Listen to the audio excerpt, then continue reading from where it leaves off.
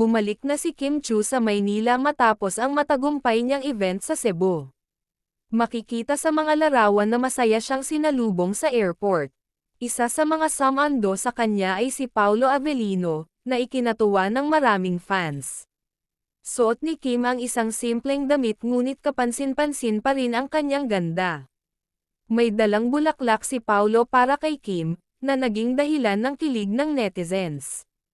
Agad na nag-viral sa social media ang mga kuha ng kanilang pagkikita sa airport.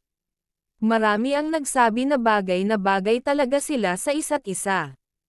Ayon sa ilang ulat, diretso raw silang nagtungo sa isang restaurant sa Makati. Hindi pa nagbibigay ng pahayag ang dalawa tungkol sa tunay nilang relasyon. Gayunpaman, suportado sila ng kanilang fans anuman ang estado ng kanilang samahan.